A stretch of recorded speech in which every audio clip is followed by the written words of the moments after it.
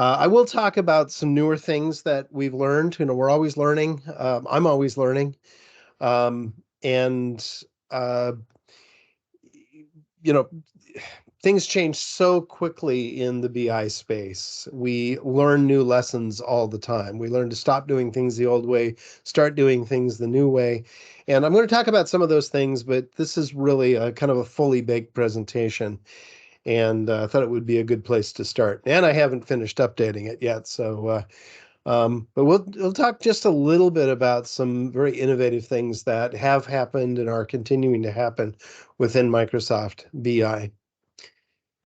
So what's this all about?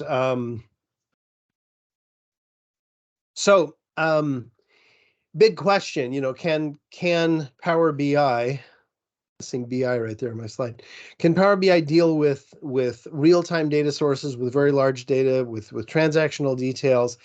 And the answer to all of those questions is yes. But I think that the more correct answer is it depends. And as consultants, we don't deal in absolutes. We really have to understand what our customers' requirements are, what they're trying to accomplish, and not only what do they need today, but where are they going to be a year and 5 years from now and 10 years from now. So can we deal with millions and billions of rows of data, with gigabytes, terabytes of data? Yeah, we can handle all of that. Can we deal with real-time data? That's it depends. There are some big trade-offs that we'll talk about. But more good stuff is coming with the introduction of Microsoft Fabric. We're going to talk about this just a little bit, not really officially, because, again, this presentation was prepared about a year and a half ago. Well, let's back up and just talk about the business intelligence process. Part of my job is that when we have clients who come to us and say, hey, we would really like you to architect an entire data warehouse solution or a governed data platform. And, that might be a multi-million-dollar project. It might take months or years. So we're going to deal with data acquisition, data cleanliness, master data management, data governance. We're going to build pipelines that cleanse and acquire data. We might use a medallion architecture model where the data is transformed into a raw or bronze layer, and then a silver layer and a gold layer. We may use lakehouse or data lake technologies, or we might use more traditional relational database technologies. And a lot of that, happens before we even consider landing that data in Power BI models. The perception that we see from people who are not immersed in BI, like Mark and I and Armando are, is that Power BI is this thing that you kind of bolt onto the solution at the very end. We're going to go build our data warehouse and we'll model that data in a certain way, and then we'll go create some reports in the 11th hour. And that's absolutely not the case. But when you look at a very large-scale data warehouse project, it's really hard to kind of make the point that we still have data transformation. We still have data cleansing. Modeling is a very important part of that process. And by modeling, I mean dimensional modeling, creating a semantic model. And that's all preparatory to building reports. It's not just about building reports. So this is the business intelligence process. We have to have a plan. We need to understand design. We get data, we transform it, we model it, calculate, we visualize, we publish, we manage. When I prepared this presentation a little over a year ago, every morning I was walking my dogs through a neighborhood that was being built. There were very few homes. I think there are 39 lots, and just a few of the homes were being built. And I observed this process that every single home starts with a blueprint. It was very common in the morning to see a pickup truck roll out, and the contractor would get the blueprints and roll them out on the hood of their truck, and they'd all look at the blueprints and they'd look at the lot, and then they would go and they would put stakes in the ground and say, all right, well, let's run some string. Maybe we'll do some chalk lines. The foundation's going to go here. And they would envision the foundation of this house. They would envision where the house would go. So this was our plan.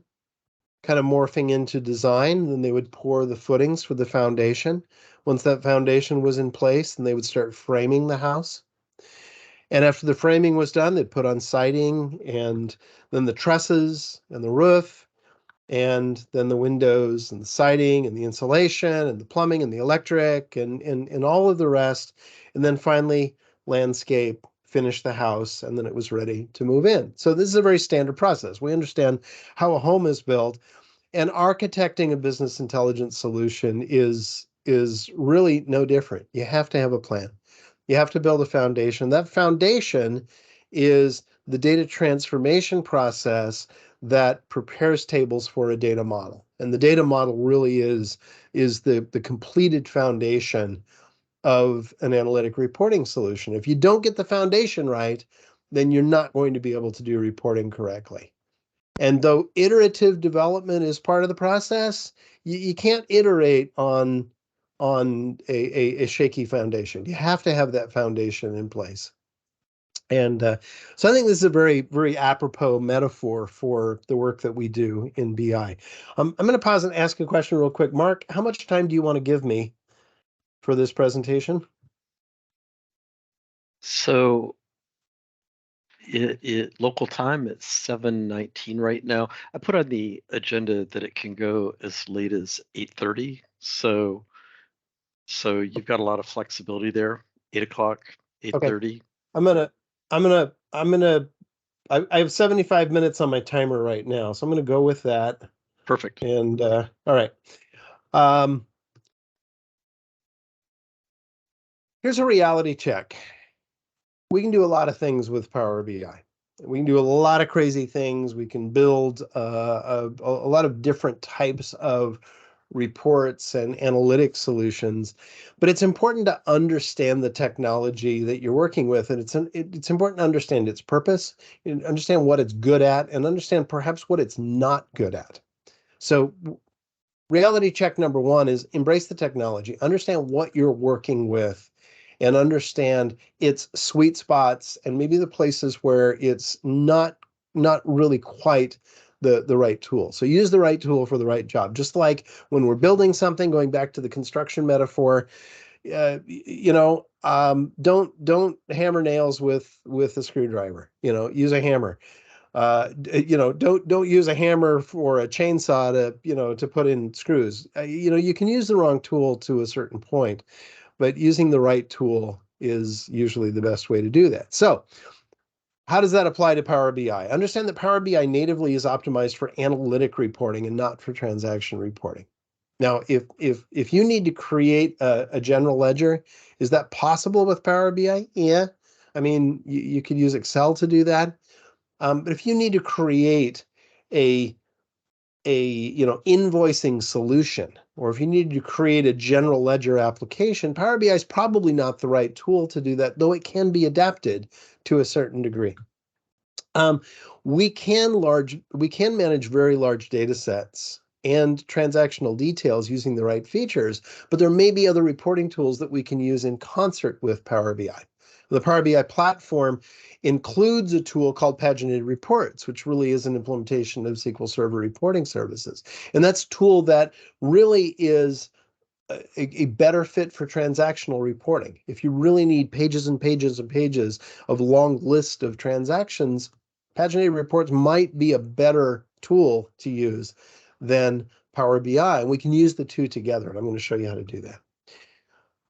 Another reality check is that if we're dealing with enterprise requirements, i.e. large volumes of data, lots of users, and DevOps, CI/CD, those are enterprise concepts and an enterprise approach to managing data. You really need to be using Power BI Premium Capacity, or at least Power BI Premium per user licensing. So I think this is less of an issue today. I think more of the community understands that all of the good stuff is in premium. And sure, that's more expensive, but it can be more cost effective in the long run to invest in premium capacity up front. Premium is actually less expensive than it used to be because we have more options, particularly with Fabric. And we'll talk about that just a little bit more. All right, star schema design is nearly always the right solution. And we have a lot of clients who don't get this. They come to us and they say, "Hey, we've done half of the Power BI work, and we'd just like you to finish it. And we're going to start with this big wide table. We've got a SQL query that returns 300 columns and includes lots of text descriptive columns, and we want you to filter and group and slice on all of those columns."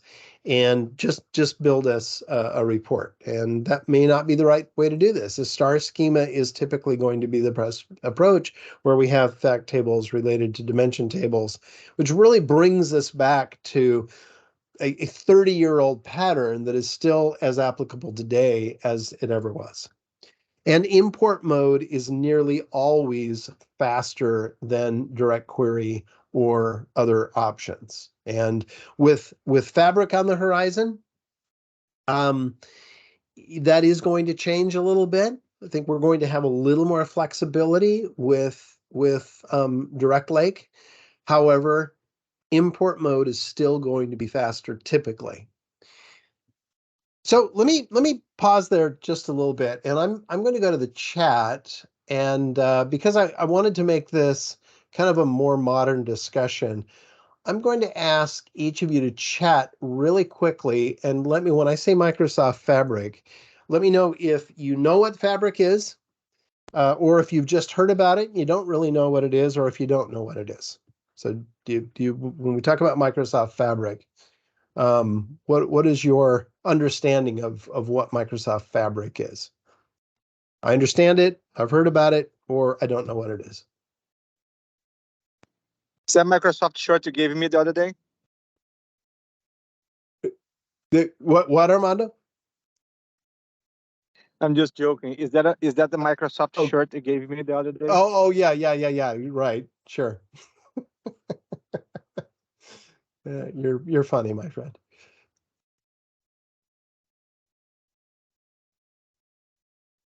So we've got Okay.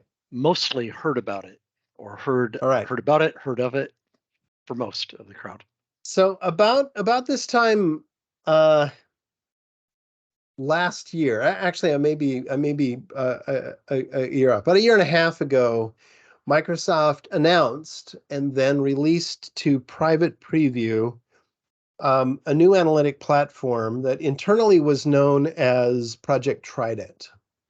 And when those of us in the MVP community and kind of selected partners were introduced to this private project that Microsoft were working on, when we saw it, just jaws dropped. It was huge. It's big news. Essentially, what Microsoft have done is they have collected most of the analytic data components available in Azure, Synapse Analytics, Custo databases, data lake technology, Azure Data Factory. A lot of these components they collected, or at least they formed a foundation of a brand new analytic platform. Some of it's brand new.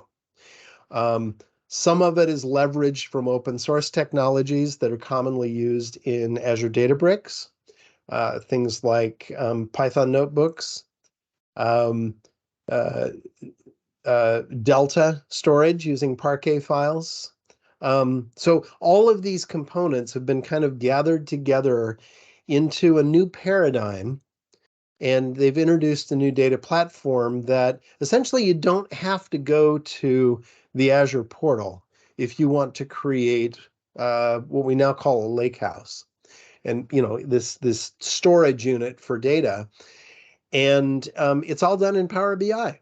The first time that I saw Fabric or Project Trident, my perception was that Microsoft were just extending Power BI. Power BI is now really kind of considered a component of Fabric, but it's all based on the same platform. Imagine you just go to a workspace and you say, I would like to put a data warehouse in that workspace, and you light up a data warehouse, and then you populate it with data. And you have pipelines, notebooks. You can use a data lake architecture, which is now called a lakehouse, and you just go add a lakehouse. Now, I'm not going to go into demo mode with Fabric. The reason I mention this is because this is huge news. This is big. And when we talk about enterprise BI, Fabric is going to be a big, big, big part of that story. I just want to show you just a sliver, just something that remarkable that we were able to accomplish with Fabric. Like I said, I'm not going to go behind the scenes. I'm not prepared to do demos on Fabric itself. But when I started teaching Power BI, particularly enterprise Power BI, I made a point to use an Azure SQL database. Now, back in the day, I would use a local instance of SQL Server, and we would, oops, this is the wrong one. I need to show you the other window that I have open here. And so here's an example of a training workshop database that I created that I've used to teach classes and do workshops. So it was very common for a pre-conference event before a SQL Saturday, for example. If we didn't have real rock-solid internet connectivity within the classroom, I would hand out thumb drives that had a backup copy of a SQL Server database. And every single student had to have a local instance of SQL Server installed, and they would restore the backup. If we did have solid internet connectivity, which is more common today, then everyone would connect to an Azure SQL instance. And then I would have to get every single person's IP address to let them through the firewall. And then we would have a few people who would have ports blocked because they were using company machines. And that was a pain in the butt to diagnose all of that. And so after spending an hour and a half troubleshooting and debugging and getting everybody connected, then they could import data. So here's an example of where I've done that. So this is the address for an Azure SQL database in my Azure tenant. And then you can see that I have parameters here with the name of the database, and I'm connecting, I'm opening up a firewall, and I'm using Azure Active Directory to authenticate, and all of this is relatively easy to do if you really know what you're doing. But supporting 30 people in a classroom with this kind of connectivity was a real pain in the butt. And so I thought, well, now that we're using the public preview of Fabric, how could I replace this set of training data? So what I did is I essentially created a bunch of pipelines that pumped the data from all of the tables in the Contoso DW database into a lakehouse. And so essentially just populated a whole bunch of files, a bunch of Parquet files. And then this lakehouse had all of that data. And then I went and copied and pasted all of my SQL Server views from the Contoso DW database, created those views over the lakehouse using a SQL endpoint. And in this copy of my database, my server instance is just this big old GUID. It's just this address that I grabbed from Fabric. And as far as Power BI is concerned, it's connecting to SQL Server. Yet, the data is actually stored in a lakehouse. Behind the scenes, that's a collection of Parquet files with Delta storage on top of it. It's compressed, and it's all using modern lakehouse technology hosted in Microsoft Fabric. I don't have to open up IP addresses. Authentication is much easier, and we're teaching classes using this data now. It's a much more seamless experience using Fabric. And the point is that Power BI doesn't even know that it's in a lakehouse. It thinks that it's in SQL Server. So I just wanted to point that out real quick. Now, the demos that I'm going to show you are not using that because this happened since I created all of these demos. So that's as far as we're going to go talking about Fabric. Just know that if you have not been introduced to Fabric yet, it is a freight train that is coming, and it's big, big news. It's also not real expensive. You can get a Fabric capacity for about $120 a month, just for starters. All right, I'm going to switch gears on you now. So another thing that's very important to understand about Power BI when used with enterprise data is it's important to understand how the VertiPaq engine works. So the VertiPaq engine is the storage and analytic query engine behind Power BI data sets and SQL Server analysis services or Azure SQL analysis services, tabular models. So what does VertiPaq do? Well, VertiPaq is an in-memory cache of data. So the data is always read from memory. It can be refreshed frequently, so we can update individual tables or partitions or the whole thing pretty quickly. It uses columnar compression, which means that every single column is compressed individually.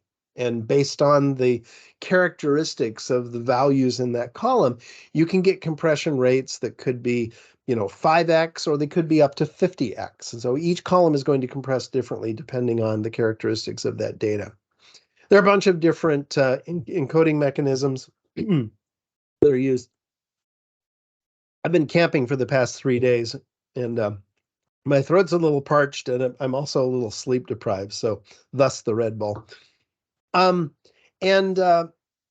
There are two parts to the engine. There's the storage engine and the formula engine, and understanding how the storage engine and formula engine work can go a long way to helping you optimize your own models. So there's a lot to VertiPaq. There's a lot to understand here.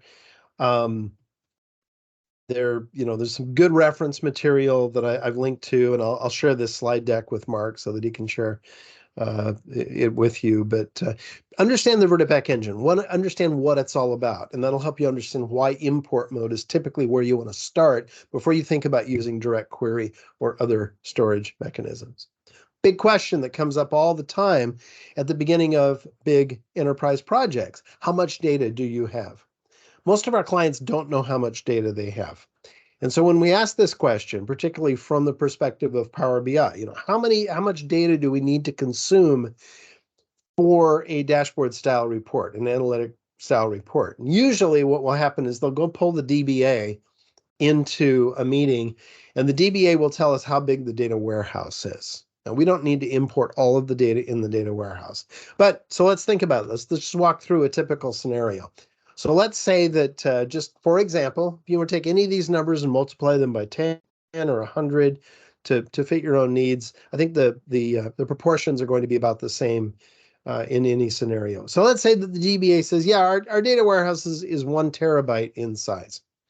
All right, well, we're not going to import every table, and we're not going to import every column in every table. So what might be typical is within that 1 terabyte data warehouse, let's say that about 30 gigabytes of data will be used in a semantic model for analytic reporting. All right, so now I've got 30 gigabytes of data that I need to compress using import mode in the VertiPaq engine. So as I import all of this data, my Power Query queries run, I'm going to get a different rate of compression for each of those columns, and that 30 gigabytes might compress down to 2 gigabytes. Okay, 15x compression. All right, now I have 2 gigabytes of data to work with. So imagine that I have a Power BI developer, and that Power BI developer has imported 2 gigabytes of data, PBIX files, now 2 gigabytes in size. I cannot publish a 2 gigabyte file. It's too big. I can't check it into source code control, and I can't publish a 2 gigabyte file because the limit is 1 gigabyte. The realistic limit to manage a PBIX file, it's really going to be around a few hundred megabytes. Let's call it 200 or 300 megabytes. So I need to get 2 gigabytes into 200 megabytes. How do I do that? I use parameters. And so by using parameters to say, well, it's great that we have 5 years worth of data, and we're going to process 5 years of data. I don't have to have 5 years of data on my laptop in order to do this development. How about if I import 3 months, or 6 months, or maybe a year's worth of data using date range parameters, get the size of that file down to something manageable. When I click the refresh button, I don't have to wait 15 minutes. I can just wait a minute or two, and I can get that down to a 100 megabyte file. That is a file that I can check into source code control. Now, when we talk about source, you know what? We'll talk about source code control in a minute. All right, and then when I publish that 100 megabyte PBIX file up into the service, I go into the service and I change my range start, my range end parameters to 5 years apart, process it in the service, and now it's going to hydrate that model with 2 gigabytes. So I've solved some problems here. I'm keeping my working set small.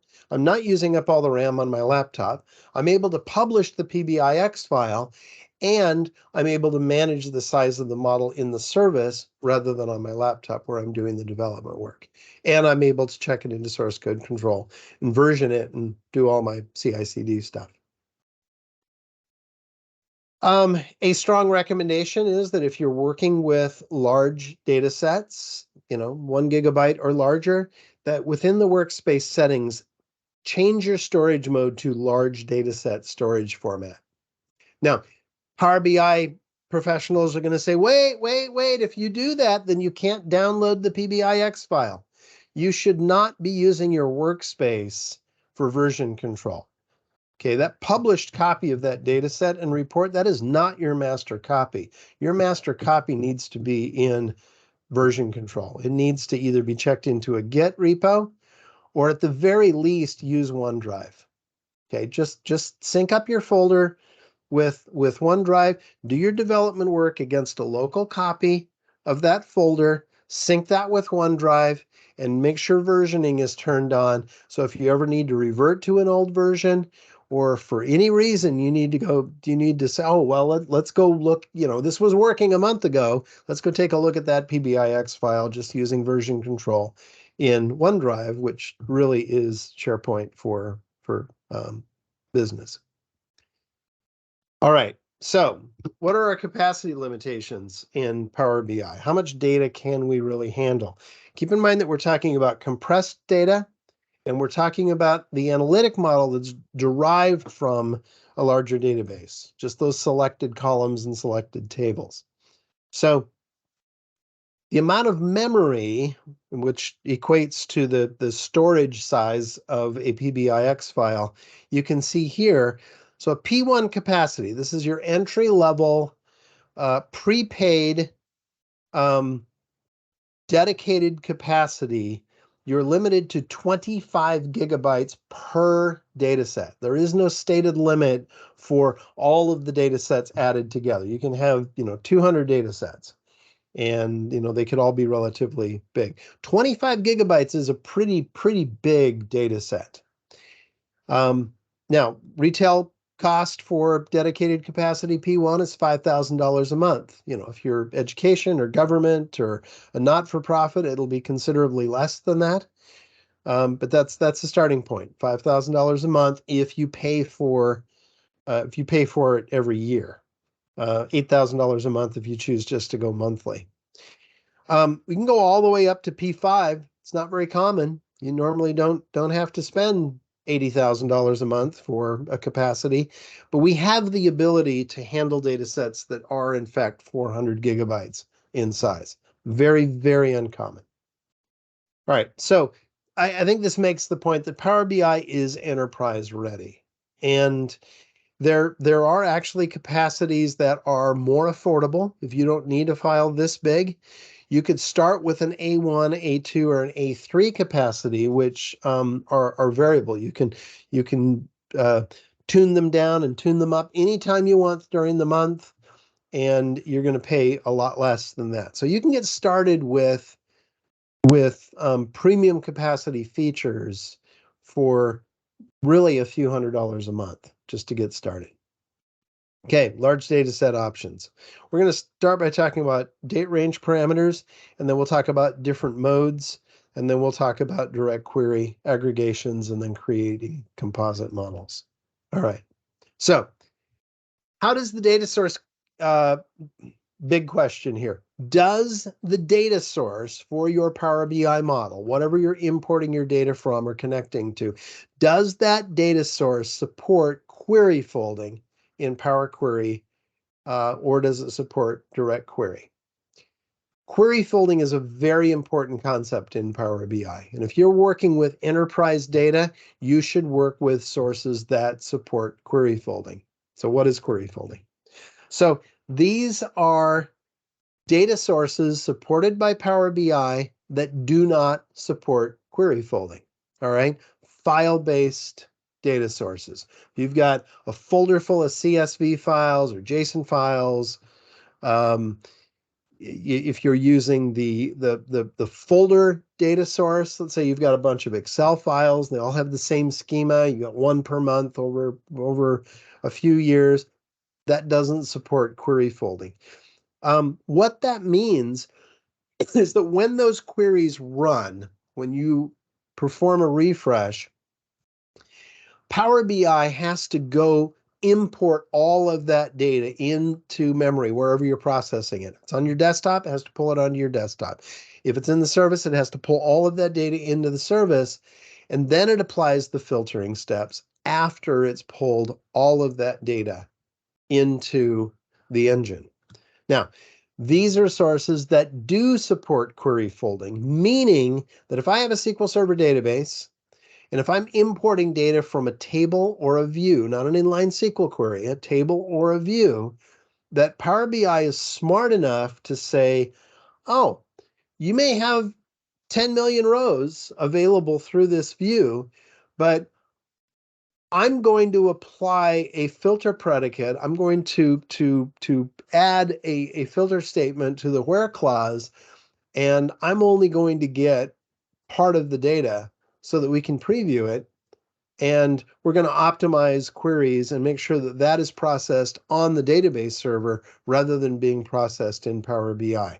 So SQL Server, Azure SQL, Oracle, Teradata, all of your enterprise scale data warehouse and database products, Snowflake, Redshift, all of these products support query folding, and Power BI is going to work with those products in a very optimal state.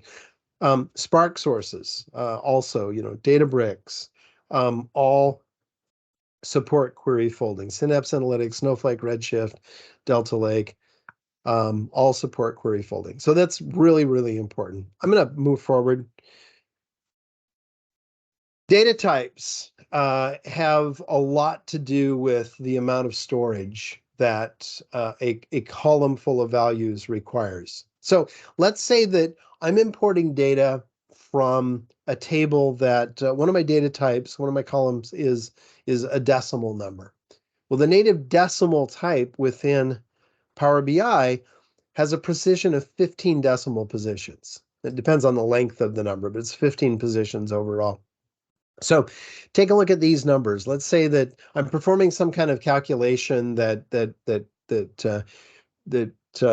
produces a fractional number.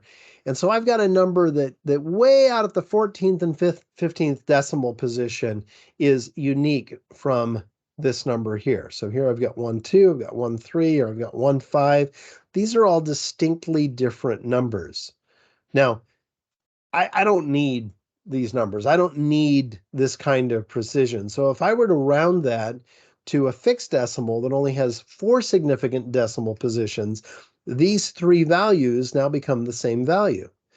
And so the encoding used to compress the values in these columns is going to store this as a single value with a pointer to the 3 rows that you see here. So you're going to get much better compression. Take a look at this one. Same thing. So I've got 4 different values that are distinct with the decimal.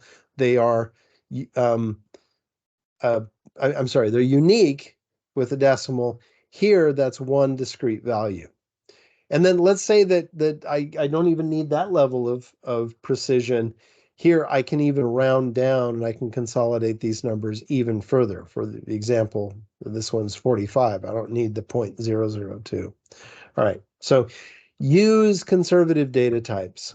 All right, now we're going to take a look at some demos. So objective number 1, our developer says, I need a manageable data set size. All right, I can't deal with these big PBIX files. They're hard to publish, they're hard to manage, and I can't check them into version control. So my objective is to keep the PBIX file small. I need to refresh my data quickly. I want to be able to deploy it. I need to be able to manage it easily, and I want to check it into version control so that I can do CI/CD, continuous integration, continuous delivery. All right, so how do we do that? Well, I'm going to jump over to a demo.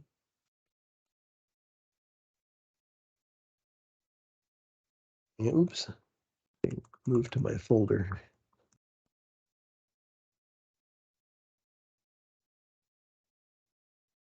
Now, I will tell you that the my fact table, which you can see here, fact online sales, at the source has 21 million rows. And this is my biggest table. I don't want to import 21 million rows every time I refresh, every time I make a change here in my development environment. I really don't need 21 million rows. So what we're going to do is we're going to go create two parameters here, range start and range end. Now, if you used incremental refresh, you know that this is the pattern that you use. And maybe you think, I don't need incremental refresh. I really don't need to partition this table. I don't need a solution that's quite that sophisticated. Just go with me here. Apply the same pattern for the sake of standardization and best practice. So I create this range start parameter. It's a date time. I'm only using the date part. And I'm going to set the range start to January 1st of 2021. Range end, I'm going to set that to, you know what, I'm going to change this one so that it's at the beginning of 2022 because I only want 3 months worth of data. So January 1st of 2022, range end is going to be April 1st of 2022. And then if you take a look at the filter step that I've added on this table, I'm going to say, I want my partition date time, which is actually my order date key. I want that order date key that I've converted to a date time so it's compatible with my my parameter type. That value has to be after or equal to range start, January 1st, 2022. And that column value has to be before range end, which was April 1st. So it's going to be through the end of March. Why is it designed that way? Why is before and not less than or equal to? Well, because that's the way they designed it, and that's the only answer I have. So let's refresh my preview. So right now, I should only get 3 months worth of fact data.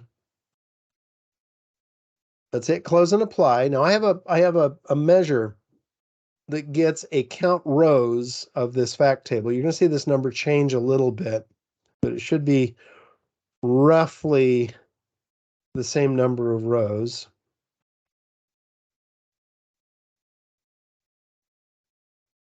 My fact store sales table uses the same filter. That's why it's processing both of those. So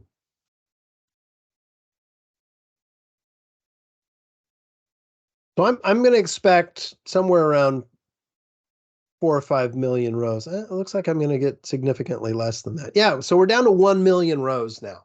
1 million rows represents 3 months worth of online sales orders. So now I've reduced my working set, just considering the one fact table, I've reduced it from 21 million rows down to 1 million rows. Much, much easier to manage. And if I hit save and go take a look at the PBIX file, you'll see that that file is 8 megabytes in size.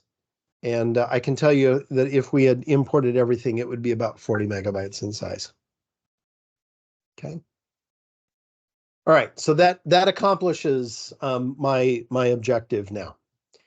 So that's all well and good. I'm in good shape. I can check this PBIX file into source code control. I can publish it very easily. Life is good.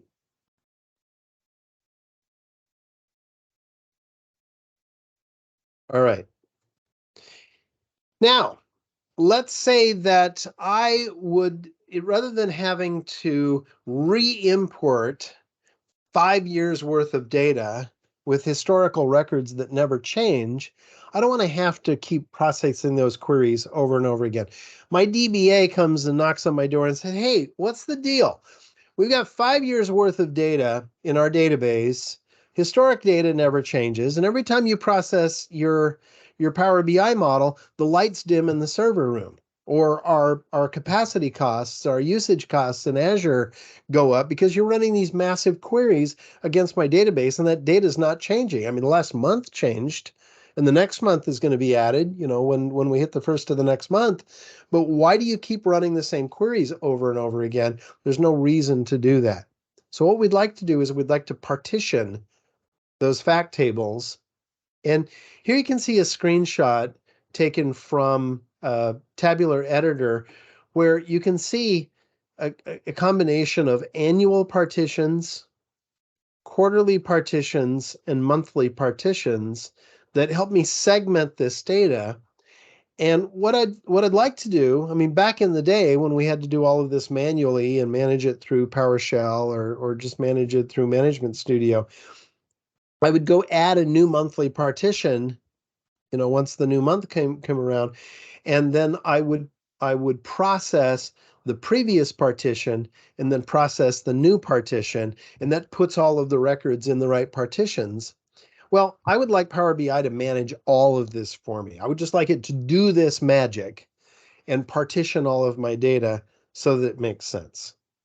All right. So to do that, we're going to use my range start and range end parameter, which I've already done.